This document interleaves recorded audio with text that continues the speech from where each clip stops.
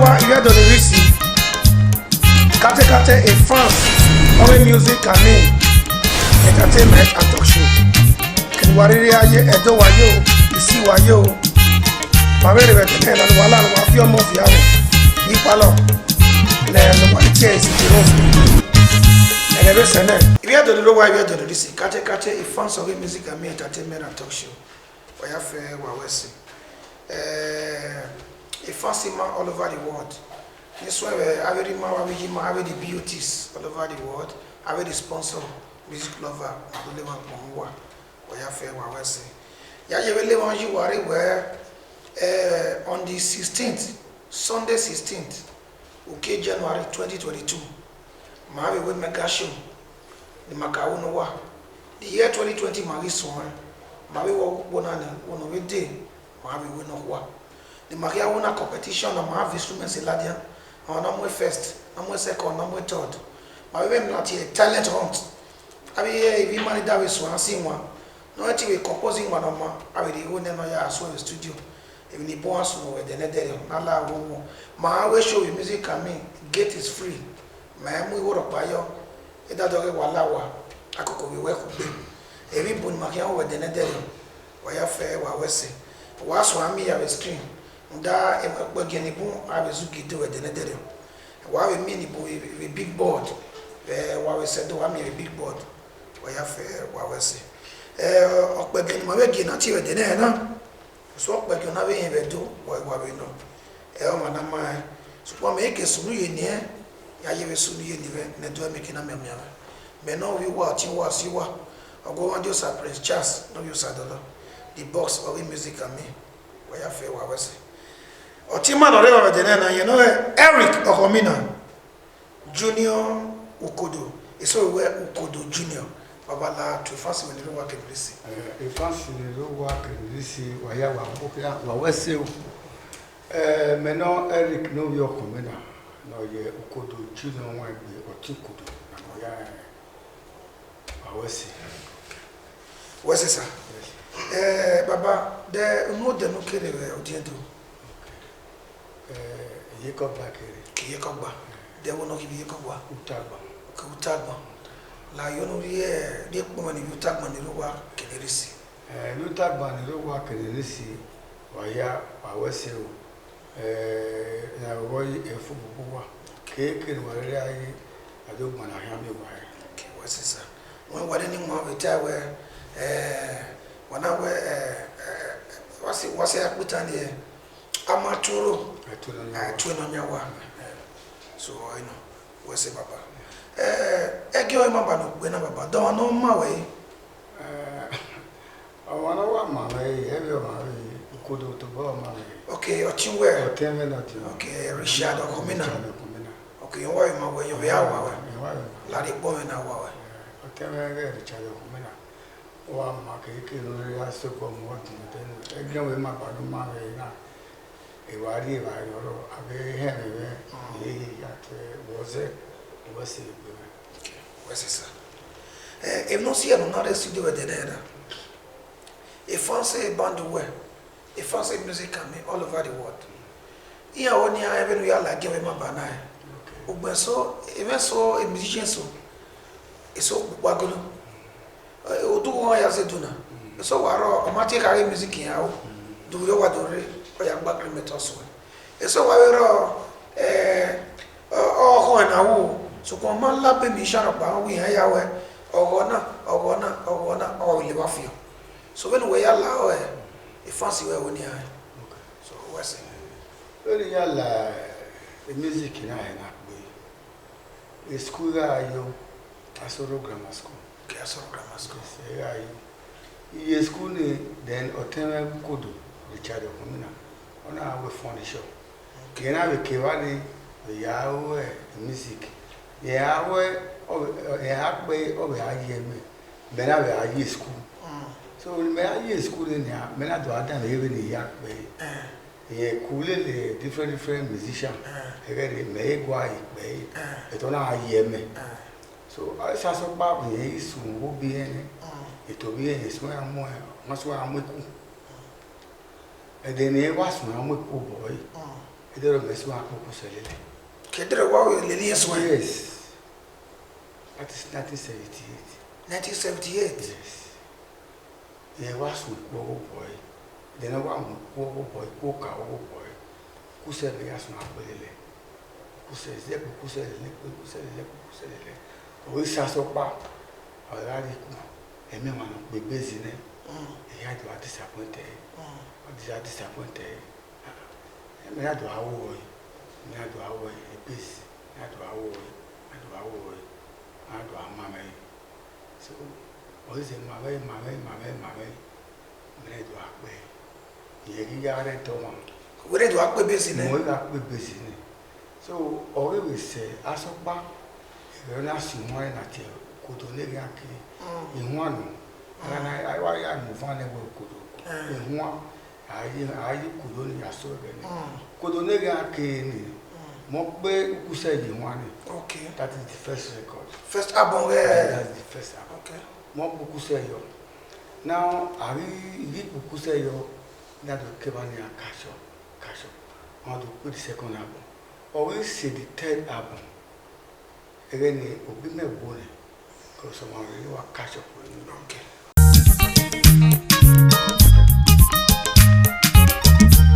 First album no cap bini.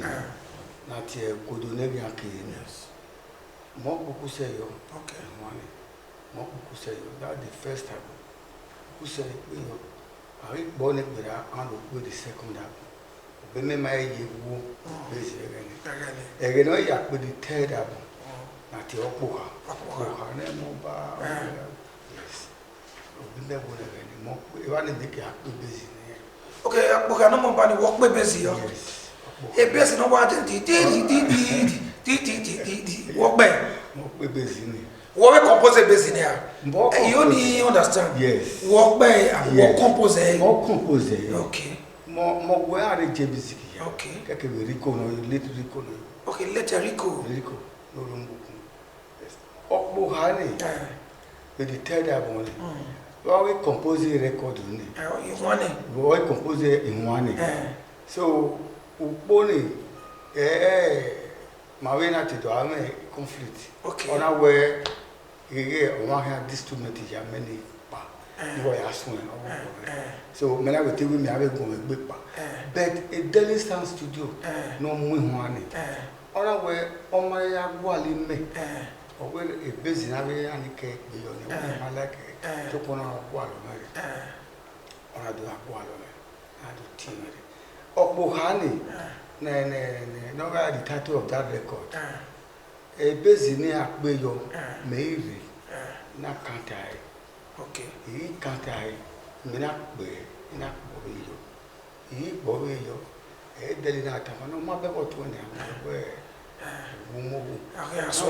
My baby busy, when I'm busy now, well, Mamma be getting to I didn't have me up. Allow, I'm busy, I'm not matching one eye. At the moment I did record studio. Even one hour with a mark by the way I read a track in it. A busy me, but I'm not make it bay. I don't go in me. Bay. Eat bay, Bonaki. Yes. Oh, Bohana kiss my hand. Recording your real ladia. Yes, a recording on my ladia. Busy, more work with busy near. I near with I near with you could. They get over with that. They want to retire. If we par the shadow homina, everyone radio, I will never invite one another. On over the open to a we are a year. So, it is my early 1990. 1990. Sir Patrick Dawson.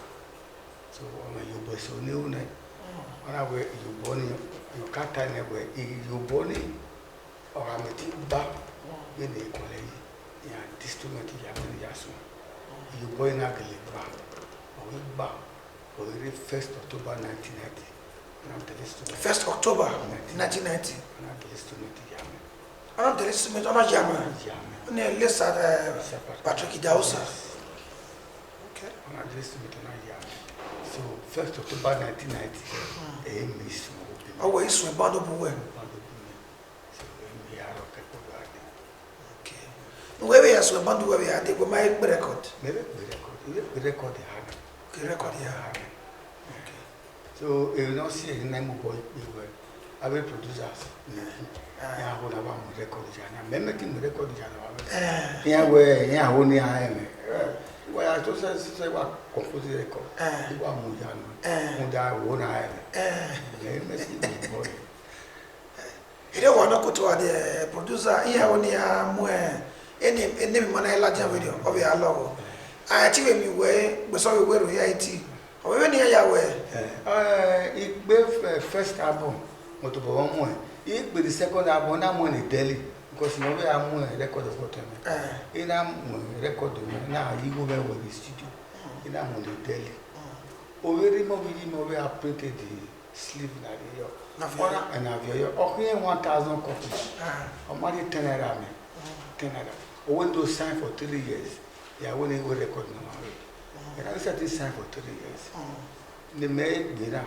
When you go over the studio, 21,000. Imagine 1 naira.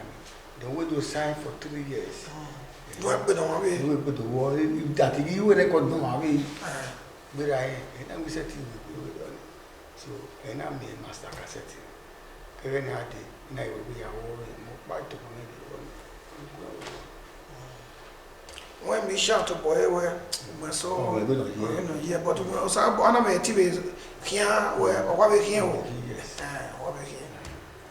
So, Tilly Abon way, the first one did not write the title. The first album, the title, I don't know. Can I write the first one? Okay. Could wait second one, the third one. I will record with a video of Barrow. A video. The second one, the title. The second one, I want Bambonai. One Bambonai, in one here, Kakabona. Yes. Only says on Baby Delhi. Okay, only producer Mona. Okay, and one Bambonai. Yes. Then the third one. The third one, I. Igoloki. So one bano no water na when my wami go the na na e woni pu wa mari mi we mari kini we ye e so we abi wuku so you no use opportunity na na we have the fancy we all over the world awu do we na na do me na mi we na na abechi we hiare we hiare we redo we yeku you no to we go fancy e fancy be ya ne ve e we bu wa wasi e wa yeku ikuna wa yeku setting na me ikuna ebe be na we ni mu na gbeda ikuna yeku aye be ti ebe ke na ti ebe me aye be akure stage na pe so ko bo ma na ku dore wa e bo na ku dore wa oso no wa se so iku be yesu owo ko ti me ku do ona ko wa pa ona adiku o de 12 o'clock you know our o si wa mo wa re wa o wa ma ge ga ni to ta ke so na ja no na me at stage I will go a lot in kudu we will so because of my normal one yes okay my keke won pa ni ma ye gwan yo re ni buna ta na we o re do so ku ma wo re gbe ye gwan yo ni kakabonia ni faso mi ke na e we ku na o ye ku e nu ri agbon do no so you no last studio na no we track ba e mo we o any track ke mo wo ape o do re otun ape o e wa last studio na e dia no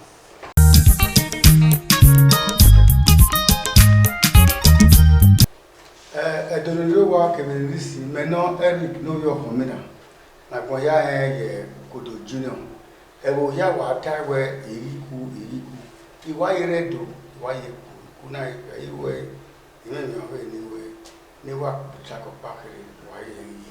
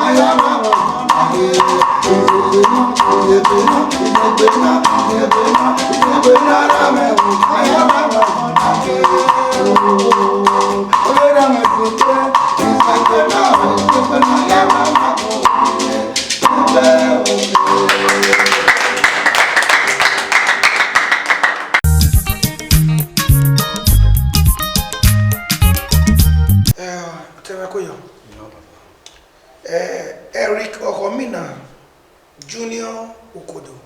Owa ni bu we Okodo Junior. Abe nwoto no waso bana. Oye na me woto si won. Okay. Even en we wani bu yen yen awe ti wi wa ya wa. Ya ti we ni pa to boy o we ti pe won eh. Ki nwu we ko woto okpa ya the same thing no. The same thing. Ama run ma yana magbara we iyo boni mo ye gwala obosa no we ni mo. We wa na.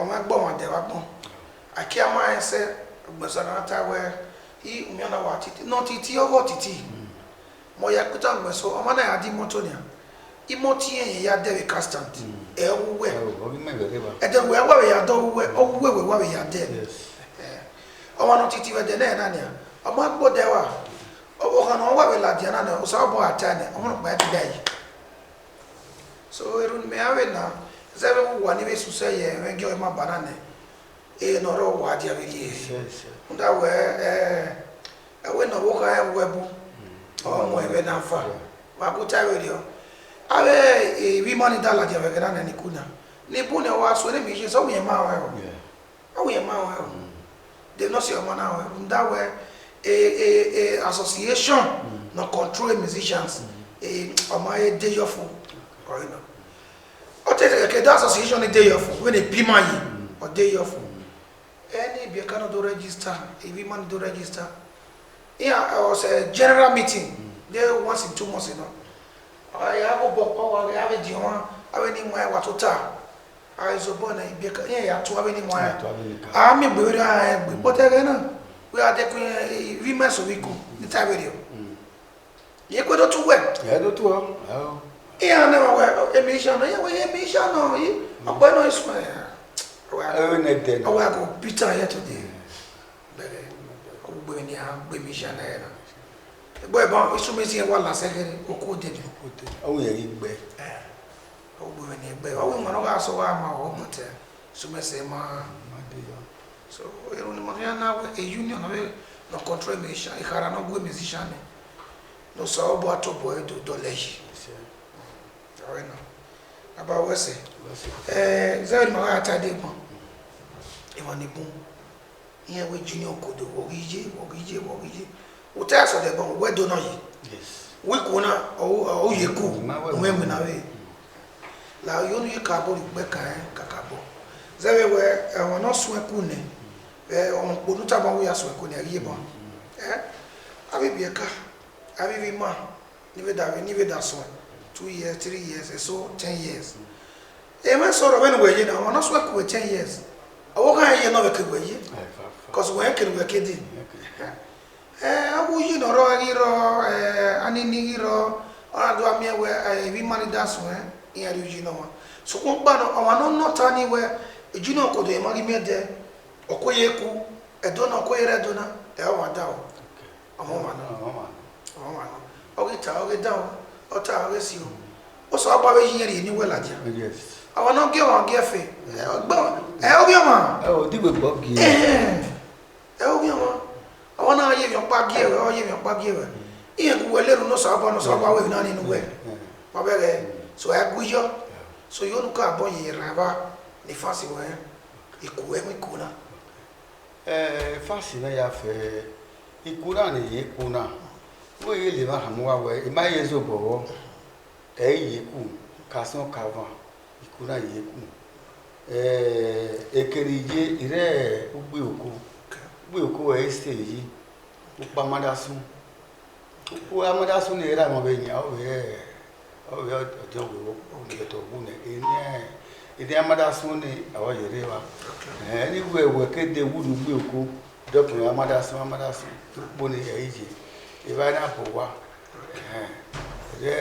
ate bi so gbowo da me ba gede go pare ba mo be nya gede so ibani eji ibana office ni ma mo office yi o gbo ko ni but again on ka office bu wetan ka office bu ke wa no na do change office to na do mo ari resident yi ka re Ozigbo junction wa ka aye kede me ko ni ka aye wa but akin wa ni police station ogere wa ina so me na ya ri wa me gbo oko ko do ni stage ama akpo mo sa gbo do we honorable o ku wa we yasi mo honorable ko okay mo pe be ne ri mo ko do be ma we gi ona ne okay ke ayo mi mo we be mai you know where you know ka wo mata na ni bu yen wo abu ne do va ya we no inu mo we be mai ni we ku we you know ka e bo pare oritali ati ogbebo okay idoma me no oritali ni buwo wa we bulu ne ni buwo oye we ni buwo iwe ragbo okay ni buwo we re do na o pa we re ni mega ba na ogbebo oritali wa e ku na we ku do ebe no we wo ku na ni ko we do record we do mo pa ra do ni buwo we re do ni buwo pa ni bu yewe ro yes kaka ba ibi adole ro wa ibi adole risi ma wote mere Eric Ohomina Kodo Junior ma me yere studio na e phone number no lo iwaya no lo eri ani la janada eni ati waya na wa bele the screen du ki amwe vi ku e number e no bi ati o na o we no man wa be gwe bi wu no e yo no man agbe wu se bi manedo wa ati waya na yeto bi o ki amwe 09033287589 wati waya na otimage Eric Ohomina okay amwe on not sponsor a program now on not tie yo ne bochi sponsor you know get Sarah atie no ro Italy me yasi okay we yesi mo Sarah atie me yasi okay Romuna yes we are Romuna keke we lucky atie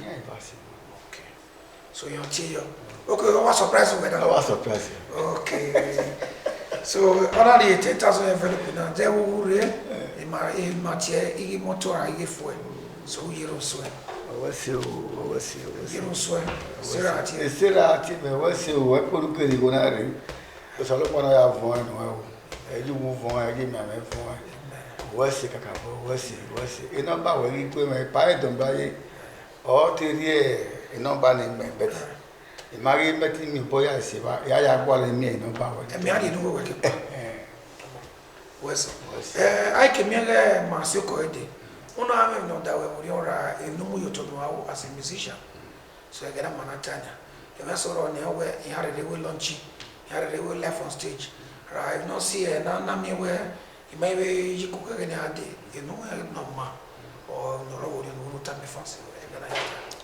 life on stage na eti ko na o bati goro Mami go ya we. Okay.